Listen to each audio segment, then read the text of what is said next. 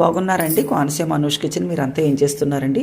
మామిడికాయకి ఒకవైపు నలుపుగా ఉంది కదండి, ఆ పైన అది చెక్కేసానండి. ఏమీ కాదు, కొంచెం ఈరోజు కొయ్యంగులు అంటారు కదండి, అవి చిన్న సైజ్ అండి తీసుకువచ్చారు మా వారు.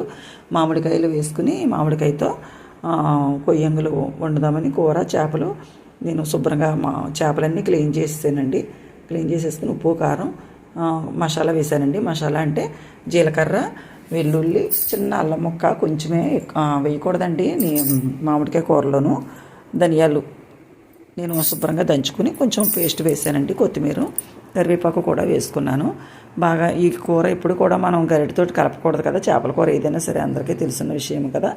అలాగే గిన్నె పెట్టుకుని ఆయిల్ బాగా కాగిన తర్వాత ఉల్లిపాయ ముక్కలు, పచ్చిమిరపకాయ ముక్కలు బాగా వేపుకోవాలండి. మా అత్తవారింట్లో అయినా అమ్మగారింట్లో అయినా సరే మామిడికాయల కూర అంటే మాత్రం చాలా ఇష్టంగా వండుకునేవారండి. ప్రతి పప్పు మామిడికాయ, పచ్చిరొయ్యలు మామిడికాయ, చేపలు మామిడికాయని, పులుపు కూరలు చాలా ఇష్టంగా తినేవారు. చుట్టాలందరిలో కూడా చిన్నప్పుడు కూడా బాగా మామిడికాయల కూరలు అంటే నాకు కూడా చాలా ఇష్టమండి. మా వారు కూడా కొంచెం తక్కువే మామిడికాయలు తింటాం, మగవాళ్ళకి అంత ఇష్టం ఉండదేమో, కానీ మా నాన్నగారు అయితే మాత్రం చాలా తినేవారండి. మగవాళ్ళు అంటే అందరూ కాదు, మా వారు సరిగ్గా తినరు మామిడికాయ కూర. ఈరోజు మామిడికాయ కూర వండమన్నారని వండానండి, బాగుంటుంది. ఇంకా నానమ్మ అయితే మామిడికాయని ఇప్పుడు కూడా చితక్కొట్టేసండి. అప్పుడు సంధికాయలని అనేవారు కదా, దాని మీద శుభ్రంగా చితక్కొట్టేవారండి. మళ్ళీనేమో రుబ్బు రోట్లో పచ్చళ్ళు రుబ్బడం అలా అన్నీ కూడా చేసేవారన్నమాట. మామిడికాయ ముక్కలతో పాటు ఉల్లిపాయ ముక్కలు కూడా చితక్కొట్టేసిదండి మా నానమ్మ శుభ్రంగాను. అంతేకాని ఎప్పుడు కూడా ఇలాగ ఉల్లిపాయ ముక్కలు కోసుకోవడం అది ఏమి ఉండేది కాదు.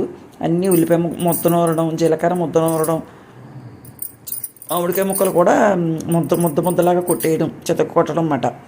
అలాగా నూనెలో అన్నీ కలిపి ఒకేసారి వేసేసేవారండి, చాలా బాగుండేది. నేనైతే మామిడికాయ ముక్కల్ని ఇలాగా వేరేగా ఉడకబెట్టానండి. ఎందుకంటే ఇప్పుడు ఏదో పునాసకాయలు అంటున్నారు కదా, సరిగ్గా ఉడకట్లేదు.